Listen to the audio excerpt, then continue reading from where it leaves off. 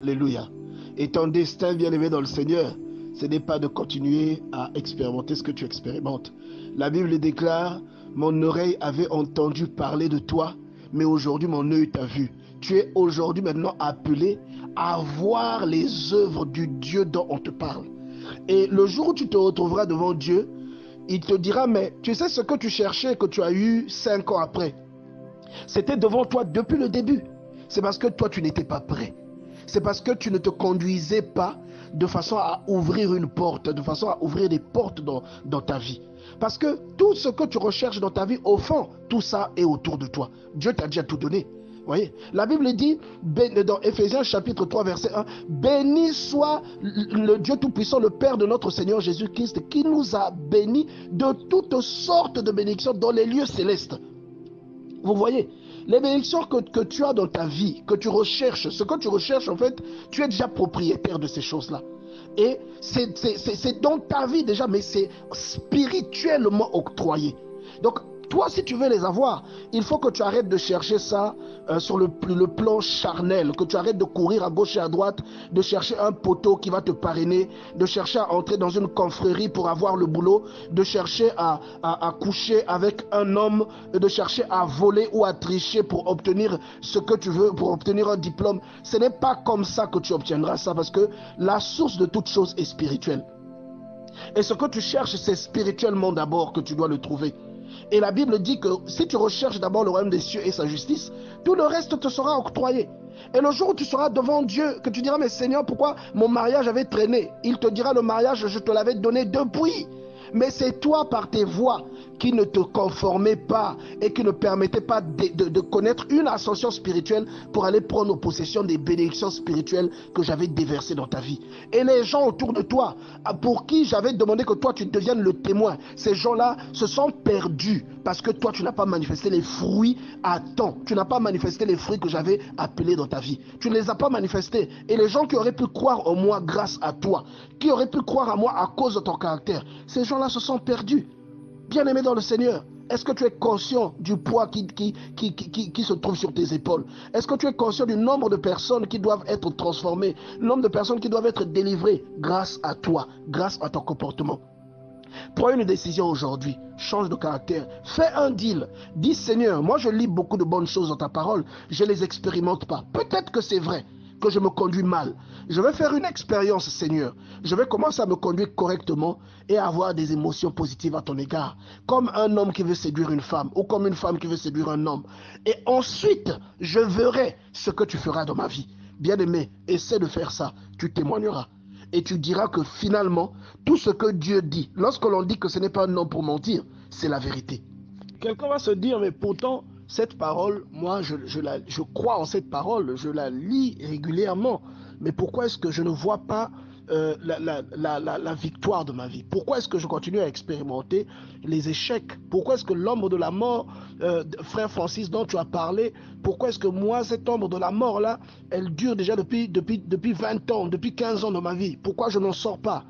Bien-aimé dans le Seigneur, la question que tu dois te poser, la première question, c'est est-ce que Dieu est réellement ton berger? Parce que les paroles que nous lisons dans la Bible dit que nous ne devons pas seulement nous limiter, nous ne devons pas seulement nous borner. La Bible utilise même le terme borner. Nous ne devons pas seulement nous borner à les écouter, mais nous devons les mettre en pratique.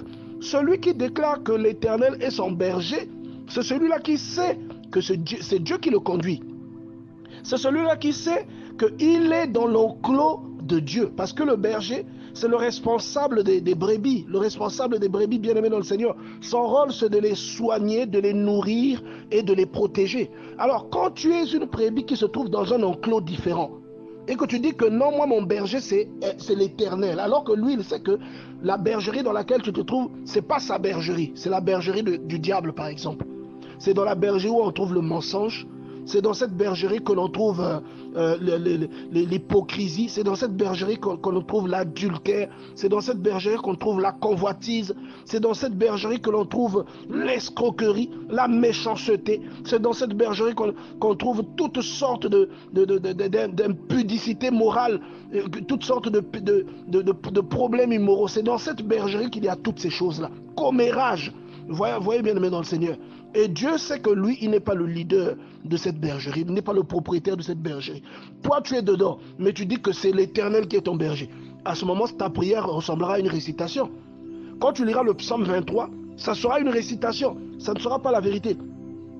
Les paroles que nous déclarons en priant doivent refléter notre réalité spirituelle et la réalité que nous traversons dans notre vie. Vous voyez, la conviction qui nous anime doit correspondre à la prière et à la parole de Dieu que nous méditons ou que nous mettons devant nous lorsque nous avons un problème.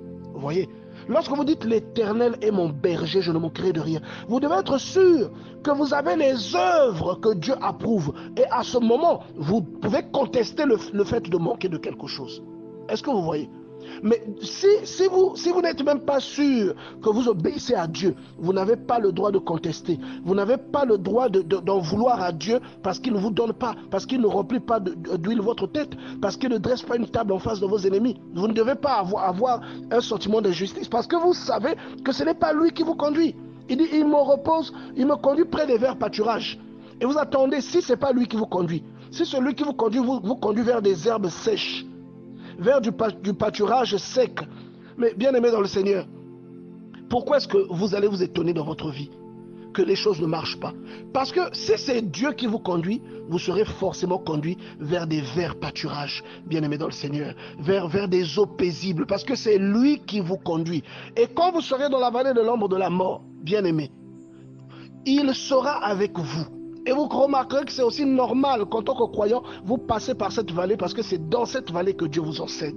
Vous voyez, c'est dans cette vallée que vous apprenez à découvrir qui vous êtes. Si vous êtes réellement attaché à Dieu, c'est dans cette vallée que vous apprenez à découvrir la puissance de Dieu dans votre vie. Vous voyez, et au finish, il vous bénit. Et toutes les personnes qui vous en veulent sont couvertes de honte. Mais veillez à ce que Dieu soit réellement votre berger. Veillez à ce que lorsque vous revendiquez ça, que vous êtes réellement compté parmi les brebis que Dieu a dans son enclos. Il y a des gens qui sont des chrétiens, ils ont un pied dans l'enclos et un autre pied dehors. Il y a des gens qui pensent que parce qu'ils vont à l'église, donc cela fait d'eux des enfants de Dieu. Non, ce n'est pas ce que la Bible dit. La Bible a repris même le droit aux descendants d'Abraham d'être appelés enfants d'Abraham. Il dit, ne sont pas enfants d'Abraham seulement ceux qui le sont dans la chair, mais ceux qui le sont dans la foi et qui ont les œuvres d'Abraham. Vous dites, vous êtes enfant de Dieu, vous devez avoir les œuvres de Christ. Vous devez avoir les œuvres des enfants de Dieu, les œuvres que les enfants de Dieu expérimentent. Est-ce que ce que vous faites symbolise réellement Dieu? Est-ce que comment vous vous conduisez? C'est comme ça que Christ se serait conduit. Est-ce que ce que vous faites dans votre vie est approuvé par Dieu? Ce sont les questions que vous devez vous poser, bien aimé dans le Seigneur. Et c'est cela qui détermine si oui ou non Dieu est dans votre vie. C'est cela qui détermine si oui ou non Dieu contrôle et Dieu envoie la bénédiction en son temps dans votre vie, bien aimé dans le Seigneur. Des fois, nous en voulons Dieu pour rien et nous devons analyser ces choses. Nous devons réfléchir, bien aimé dans le Seigneur.